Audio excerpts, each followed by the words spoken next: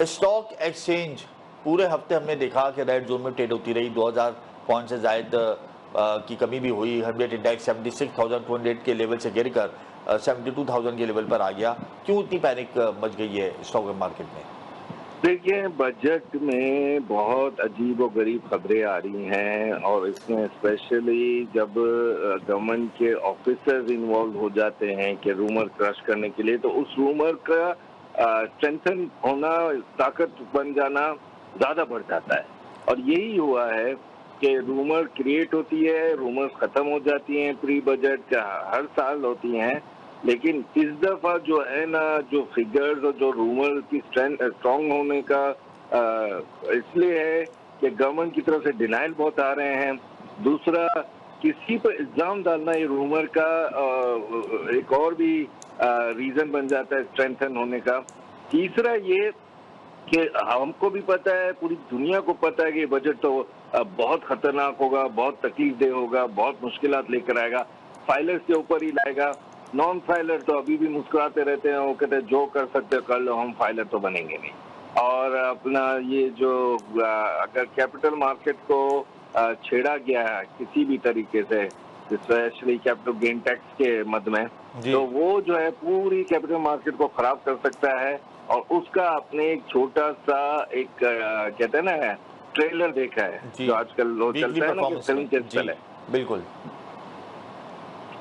तो ये सब देखते हुए रूमर्स को क्रिएट होना, फिर डाई डाउन होना, खत्म हो जाना, ये हमेशा का है और यही हमारी कैपिटल मार्केट को अभी बड़ी तकलीफों में ला रहा है। अच्छा, वजीर खजाना का एक बयान मीडिया में चल रहा है कि अगर मुमकिन टैक्सेस लागू हो जाते हैं तो मुल्क का चलना बड़ा मुश्किल होगा। ये बयान हम देखने के मीडिया की शायद सुर्खियों में है। अगर इस बात को अगर हम सामने रखते हैं तो फिर हमारा क्या कॉन्फिडेंस लेवल होगा? हमारा तो कॉन्फिडेंस लेवल इस बयान के बाद वैसे ही शेक हो गया है। देखिए, अब यही तो है कि गवर्नमेंट कितना प्रेशर आईएमएफ का संभाल सकती है। अभी एक जगह पर मैं सुन रहा था, एक एनालिस्ट का, बड़ी अच्छी बात उसने की कि कोई जाकर पूछे तो सही, जो सैलरी पर्सन जो है उनका क्या हाल है, उनके ऊपर क्या टैक्सेस की जो बढ़ा देते हैं।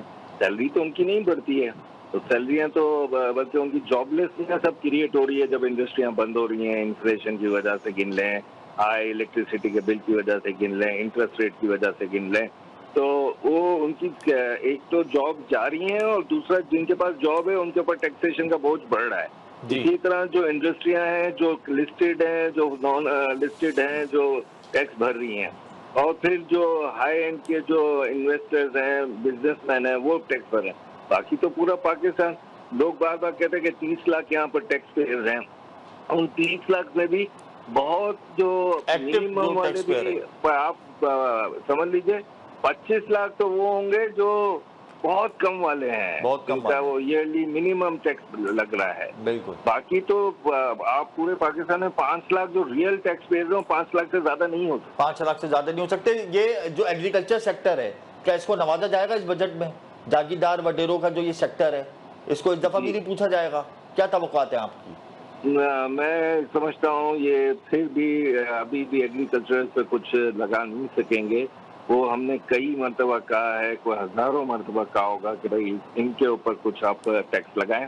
तो एक वाकया हुआ है जो लास्ट एफबीआर के चेयरमैन ने हमें बताया था, बल्कि टीवी पर भी उन्होंने कहा कि उन्होंने मुल्तान में किसी को नोटिस भेज दिया, किसी एग्रीकल्चरिस्ट को, तो 20 एमए ने उसकी ऑफिस पर पहुंच गए इस्लामाबाद, मुल्तान के लिए, साउथ पंजाब से। बिल्कुल। और उन्होंने जो उद्यम की, वो बेचारा शरीफ आदमी तो नहीं हो खुद भी, लेकिन वो उद्यम की वजह से डर गया।